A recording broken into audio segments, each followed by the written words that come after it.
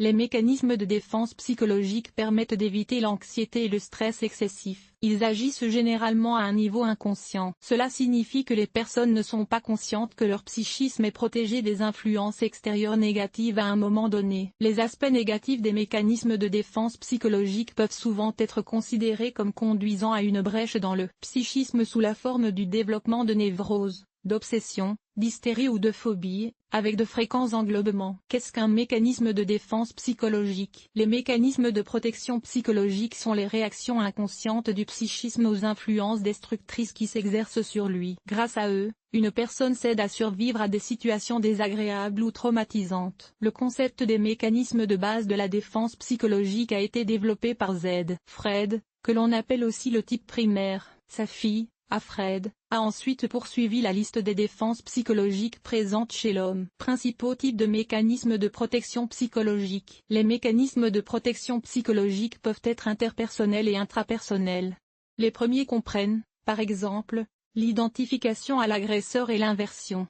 Les seconds, l'expulsion et la sublimation. D'autres types de cette catégorisation dépendent de l'interaction avec les autres. Ainsi, par le biais de la rationalisation, une personne peut tenter de se justifier uniquement auprès d'elle-même ou auprès des autres. Dans le premier cas, le mécanisme de protection devient intrapersonnel. Dans le second cas, il s'agit d'une relation interpersonnelle. Les mécanismes de défense psychologique comprennent les types suivants: l'identification à l'agresseur. Selon Afra, ce type de défense psychologique de la personnalité apparaît lorsqu'une personne se trouve à côté de quelqu'un qui a un tel pouvoir qu'il lui est impossible d'y faire face. Dans un premier temps, elle se sent sous pression et tente de résister à l'attaque dans sa direction, puis elle se rend compte qu'elle ne peut pas vaincre l'ennemi et se range à ses côtés, avec l'idée que dans ce cas, elle n'a pas à supporter seule le comportement intolérable de la relation. Une autre option consiste à se soumettre entièrement à l'agresseur sans confronter la position de la victime. Par exemple, une épouse qui a un mari tyran le justifie en disant qu'il est en fait bon et qu'elle tombe juste sous la main chaude. Ou encore une personne qui a souvent dû subir des châtiments corporels dans son enfance. Ils ont battu et fait ce qu'il fallait, mais ils sont devenus quelqu'un, dit-elle. Un exemple frappant d'un tel mécanisme de défense psychologique est le fameux syndrome de Stockholm, qui associe des personnes ayant commis des infractions de toutes sortes à des comportements illégaux et criminels à l'égard d'autres personnes. Extrusion.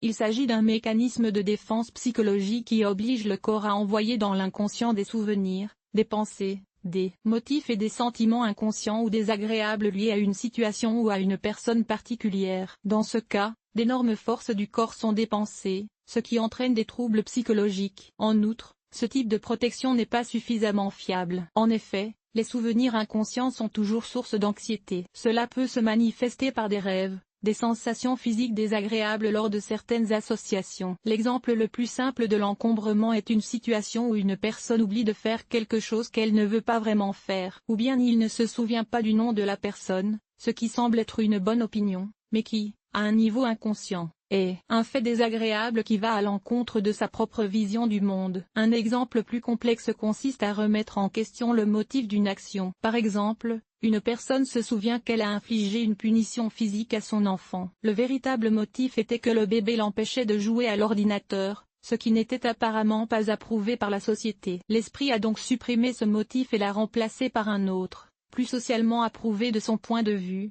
Il était grossier avec moi et je devais lui montrer que c'était inacceptable. La projection. Selon Freud, l'essence du mécanisme de protection psychologique de type projection réside dans les qualités socialement inconscientes qu'il possède réellement et qu'il attribue à d'autres individus. Par exemple, il voit de l'agressivité dans les actes et les paroles de ses interlocuteurs parce qu'il est lui-même agressif. Mise en place.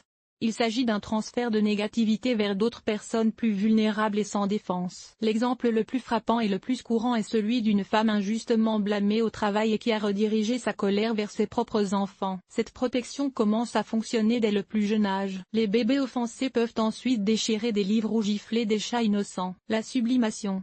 Les mécanismes de protection de la psyché agissent comme une condition pour l'imagination créative. Cela signifie qu'il s'agit de rediriger l'agression, l'excitation, la stimulation ou d'autres états négatifs vers l'activité physique ou la créativité. C'est l'un des moyens propres et complexes du psychisme pour se protéger. Ainsi, en colère, la personne ressent le plus fort débordement d'énergie. Il a besoin de la laisser partir, alors il commence à faire des affaires. Il va à la salle de sport, prend sa guitare préférée, se met à son chevalet ou commence simplement à choisir activement sa maison. Ainsi, l'énergie est dépensée pour des occupations utiles, mais personne ne souffre des effets négatifs de la colère. La compensation.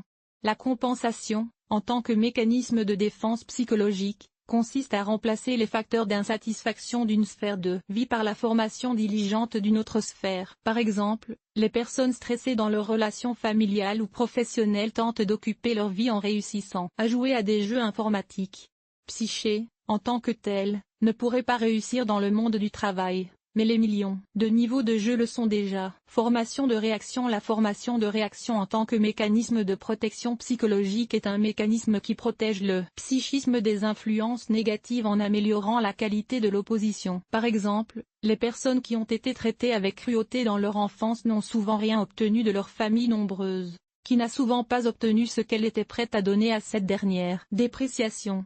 En psychologie, il s'agit d'une défense psychologique qui réduit l'importance du problème oculaire d'une personne si le cerveau le considère comme insoluble et traumatisant. Par exemple, une personne qui essaie de devenir acteur depuis longtemps ne réussira pas avant de nombreuses années. En raison d'une fatigue excessive, le corps contient des mécanismes de dépréciation et l'individu a l'idée que leur métier d'acteur n'est pas si important. L'essentiel est que cela fasse du bien aux gens. Et l'occupation peut être n'importe quoi. Par conséquent, une personne peut abandonner ses rêves. S'il trouve un nouveau sens à sa vie, il peut réussir.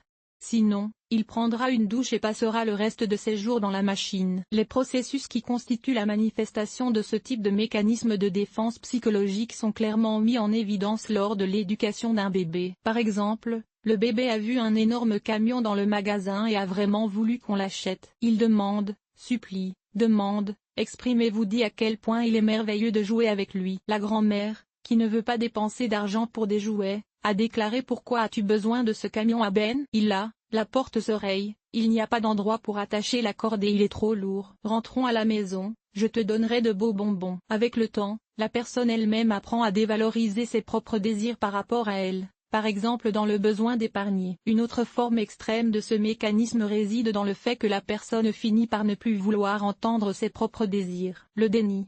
Le mécanisme de défense psychologique inconscient est le déni. Il empêche la perception des facteurs à l'origine de l'anxiété. En général, cette réaction se manifeste immédiatement après qu'une personne a appris l'existence d'un problème grave. Par exemple, elle ne peut pas croire qu'elle a été soudainement licenciée d'un emploi bien rémunéré ou qu'elle a été privée d'une très grosse somme d'argent. Elle s'exprime généralement par des mots tels que ce n'est pas possible, oui, c'est une blague ou c'est n'importe quoi. Cet état de fait ne dure pas longtemps. Les faits sont rapidement reconnus et le travail de l'esprit se poursuit, en fonction des circonstances. Cependant, certaines personnes vivent dans un état de déni pendant de nombreuses années. C'est le cas des épouses qui sont exposées à la violence domestique et qui nient que leurs maris sont des tyrans. Les subordonnés qui nient la tyrannie de leur patron parce qu'ils craignent de perdre leur emploi. L'un des exemples les plus effrayants de ce mécanisme de défense psychologique est celui d'une mère qui a perdu un enfant en bas âge, et qui continue à se comporter comme si rien ne s'était passé. Il s'agit vraisemblablement d'un trouble psychologique sur fond de deuil. Régression.